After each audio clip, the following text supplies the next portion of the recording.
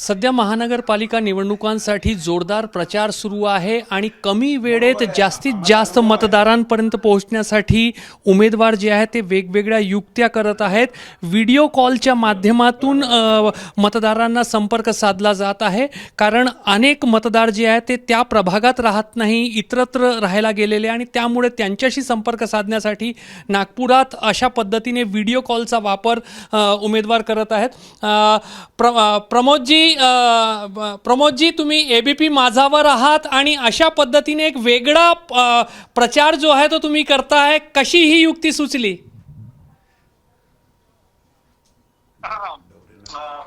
हमें देखिए कि जो हमारा जो प्रभाग है, ये हमारा प्रभाग लंबाई में बहुत ज्यादा है, और फिर भी हम लोग ने अरुण डवरे अंकल जी के नेतृत्व में हम लोगों ने अधिकतम जो पदयात्रा है हम लोगों ने डोर टू डोर जाके लोगों के घर तक हम लोग में पहुंचे हैं।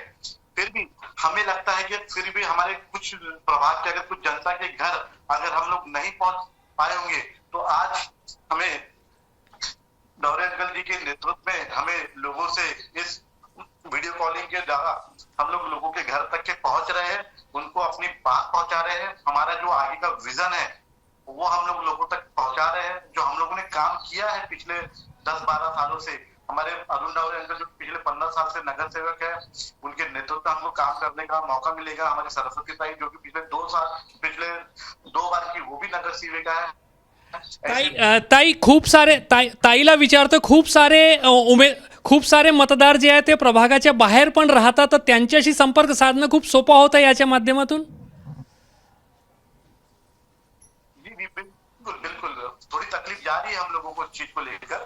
जो हमारे जो मतदाता है, क्योंकि जो ये ऐसा नहीं कि ये हमारे प्रभाग 10 की, जो भी हर प्रभाग की बॉर्डर की यही समस्या रहती है कि यहाँ के वोटर्स उधर चल जाते हैं, उधर की कुछ वोटर्स इधर आ जाते हैं। तो उस चीज को लेके हम लोग निरंतर हमारे कार्यकर्ता जो है मेहनत कर रहे हैं और उन लोगों को उनके जानकारी और उनके बूथ लेवल तक के हम लोग पहुंचा रहे हैं। तर तुम्ही संपर्क साधा, तुमच्या मतदारांशी बोला तुम्ही।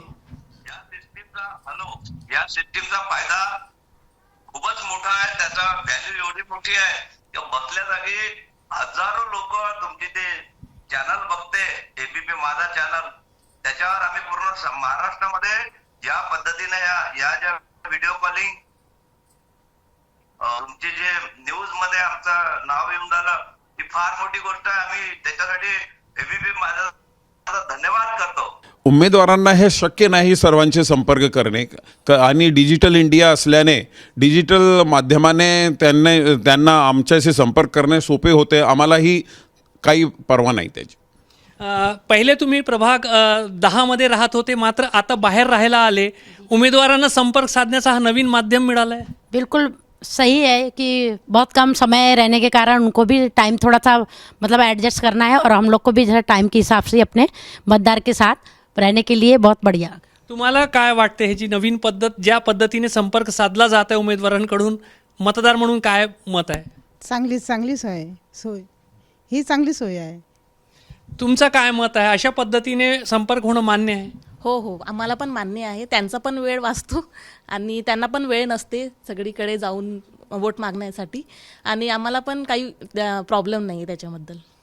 तर अशा पद्धतीने परिसरातील मतदार एका ठिकाणी गोळा होतात आणि त्या ठिकाणी उमेदवार जे आहेत ते व्हिडिओ कॉल्सच्या माध्यमातून त्यांना संपर्क साधतात, आणि हे उमेदवारांसाठी तर सोयीचाच आहे, कारण ते प्रत्येक घरी कमी वेळात पोहोचू शकत नाही। अनेक वेळेला उंच इमारतीमध्ये गेल्यानंतर मतदार तिथे नसतो, त्यामुळे अशा पद्धतीने व्हिडिओ कॉलच्या माध्यमातून संपर्क साधला जात आहे। उमेदवारांसाठी सोयीचा आहे आणि मतदारांनाही त्यांच्या वेळेप्रमाणे उमेदवारांशी संपर्क साधणं शक्य होत आहे। दोघांच्या वेळेची बचत होत आहे। मात्र लोकशाहीमध्ये प्रत्यक्ष संपर्क साधून उमेदवार मतदाराला भेटायला गेला, ही गोष्ट जी आहे ती डिजिटल आणि तंत्रज्ञानाच्या माध्यमातून काहीशी बदलत चालल्याचं आपल्याला दिसून येते। कॅमेरामॅन अतुल हिरडेसह रजत वशिष्ठ, एबीपी माझा, नागपूर। एबीपी माझा, उघडा डोळे बघा नीट।